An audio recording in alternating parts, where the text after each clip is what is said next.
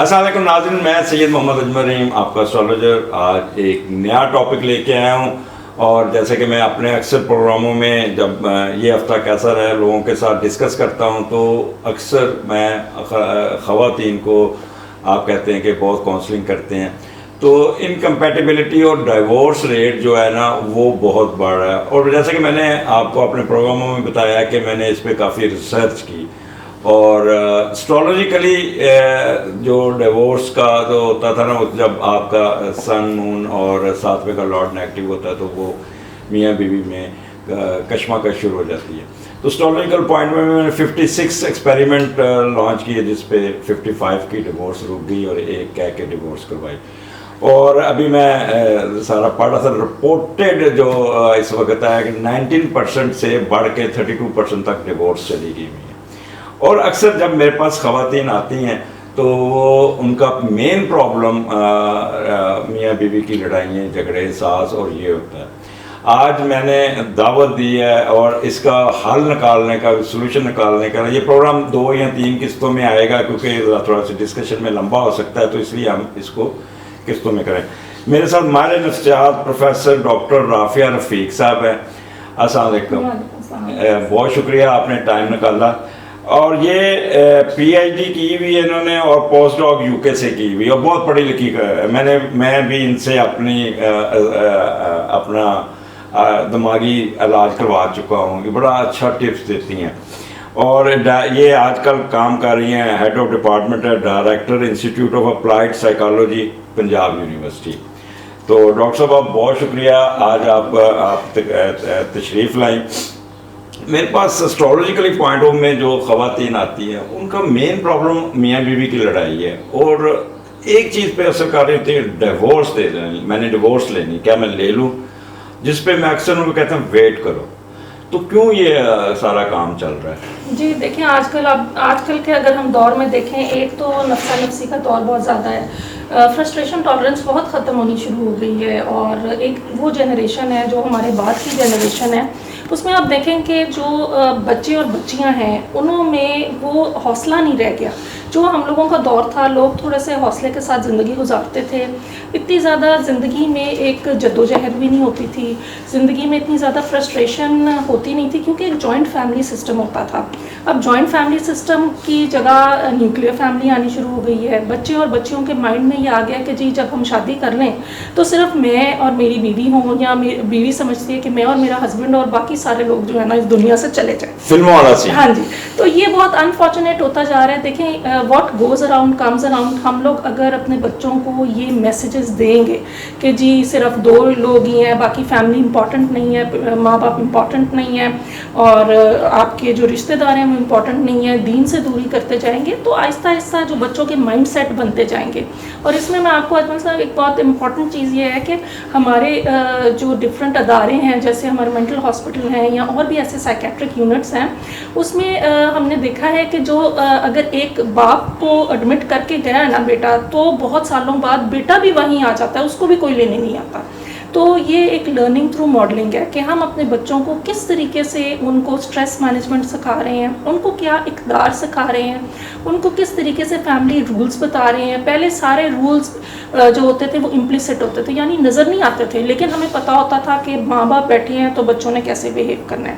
اب سارے rules explicit ہیں ظاہری بھی ہیں لیکن بچوں کو پتہ ہی نہیں ہے کہ ہم نے فالو کیسے کرنا ہے. دیکھیں ڈاکٹر صاحب یہاں پہ آپ کو میں کروں گا کہ پرانے زمانے کی جو مائیں تھیں یا پرانے زمانے کی خواتین تھیں ان کو اتنی اویئرنیس نہیں ہوتی تھی. ان کے ماں باپ ان کے دماغ میں یہ ڈال دیتے تھے کہ اس کا تیرا جنازہ ہی اٹھے گا اور ان کو کوئی اویئرنیس نہیں تھی کہ مینٹل اینڈ فزیکل کمپیٹیبلٹی بھی کوئی چیز ہے.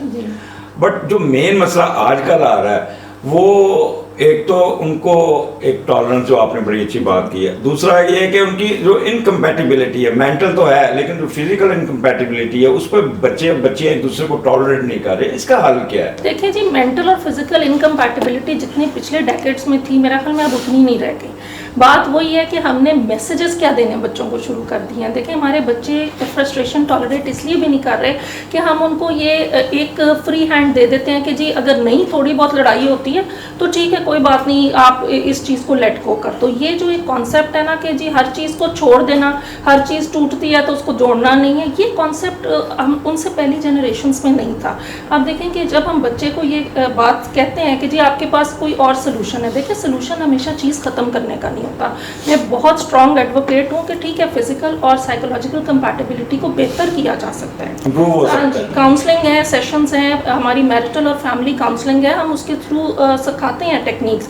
اب انکمپیٹیبلٹی میں سائیکولوجیکل انکمپیٹیبلٹی, ہاں بہت سے ایسے کیسز ہوتے ہیں جس میں سیویئر سائیکولوجیکل ڈس آرڈرز ہوتے ہیں, جس میں ایک پارٹنر کو اگر شیزوفرینیا ہے یا موڈ ڈس آرڈرز ہیں, مینک ڈپریسو ڈس آرڈر ہے, یا کوئی ایسا پرسنالٹی ڈس آرڈر ہے جو کہ وہ ٹریٹ نہیں کروانا چاہ رہا, تو پھر تو ظاہر ہے انکمپیٹیبلٹی اس لیول کی ہے کہ وہ اس کے ساتھ گزارا نہیں کیا جا سکتا. ایک چھوٹی سی ایگزامپل ہے کہ ایک بارڈر لائن پرسنالٹی ڈس آرڈر ہوتا ہے, اس کے اندر بہت مشکل ہوتا ہے گزارا کرنا. نارسسسٹک پرسنالٹی, وہ بندہ سمجھتا ہے کہ میں اور میں ہی ہوں.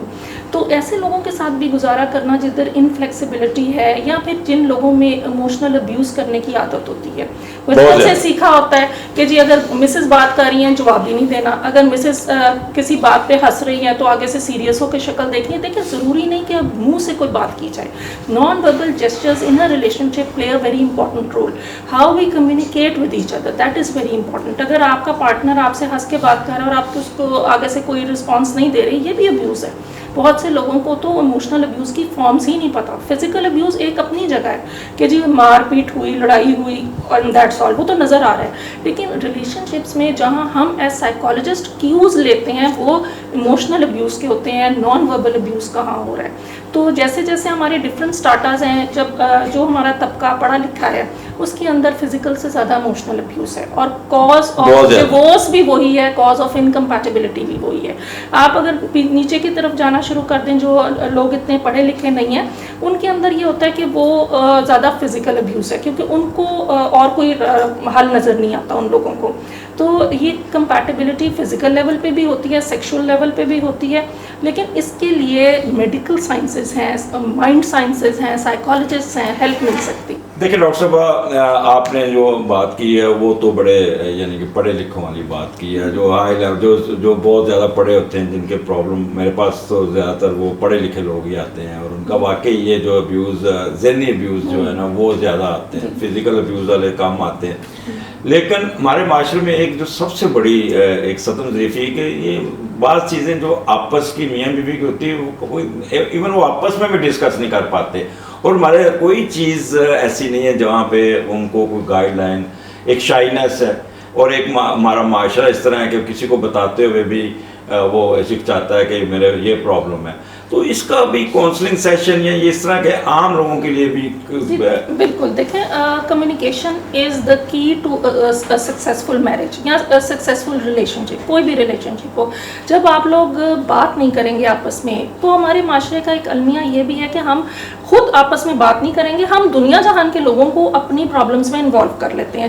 یعنی اگر لڑکا ہے تو وہ اپنے پیرنٹس کو انوالو کر لے گا, اگر لڑکی ہے تو وہ اپنے پیرنٹس کو انوالو کر لے گی, دو فیملیوں کی لڑائی شروع ہو جاتی ہے. اور وہ چاہے بعد میں وہ بچہ بچی آپس میں ٹھیک ان کا ریلیشن شپ ہو بھی جائے, لیکن اس طریقے سے دوریاں آ جاتی ہیں, وہ ایک زہر کا بیج. جی ایگزیکٹلی. تو ہم جتنے لوگوں کو اس کمیونیکیشن میں انوالو کرتے ہیں وہ مس کمیونیکیٹ کرتے ہیں آپس میں, جان بوجھ کے نہیں. لوگ دیکھیں, لوگوں کو آپ کے اندرونی معاملات کا کیا پتہ ہے.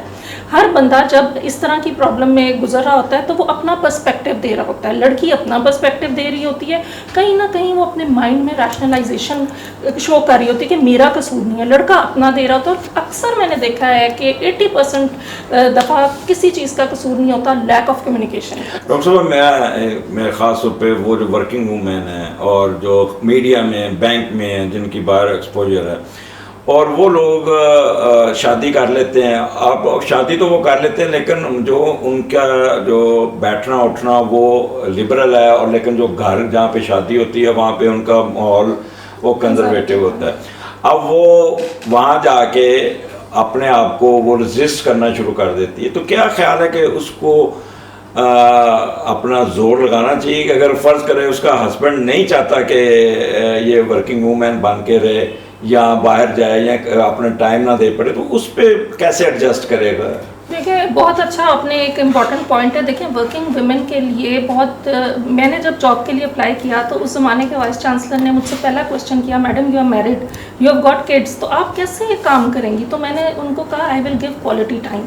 تو آپ یقین رکھیں کہ جو ورکنگ ویمن ہے ایک ان کا اسٹگما ہے ہمارے معاشرے میں, اور اسپیسیفکلی کلاسز میں ڈیوائڈیڈ ہے وہ اسٹگما. مڈل کلاس میں یہ اسٹگما بہت زیادہ ہے کہ جو خواتین کام کرتی ہیں وہ اچھی ہاؤس وائفس نہیں ہو سکتی, وہ اچھی ماں نہیں ہو سکتی, وہ ٹائم نہیں دیتی.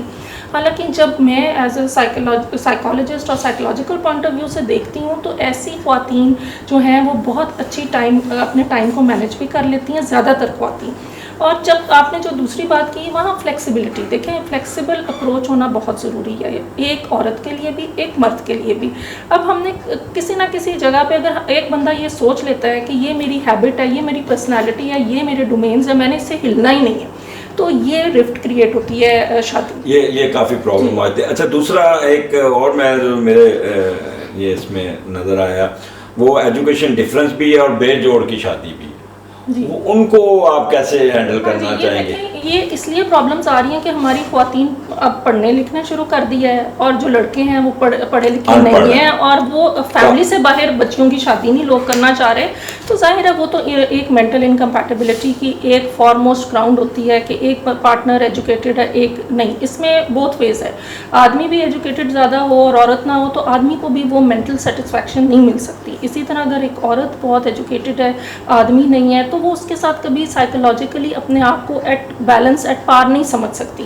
تو وہ جہاں کہیں رشتوں میں انفیریورٹی آ جائے, یہاں ایک پارٹنر دوسرے کو اپنے سے انفیریئر سمجھنے لگ جائے, وہاں تو لڑائی پھر ہوگی. یہاں پہ ایک اور بات میں کرنا چاہوں گا. اکثر میرے پاس جو آتے ہیں, کیونکہ میرے پاس ہر شعبہ ہے کہ آتے ہیں, اور میں آئی ایم گریٹفل کہ آج آپ آئی ہیں اور میں اس کی ریزن اپنے ویورز کو بھی پتہ چلے.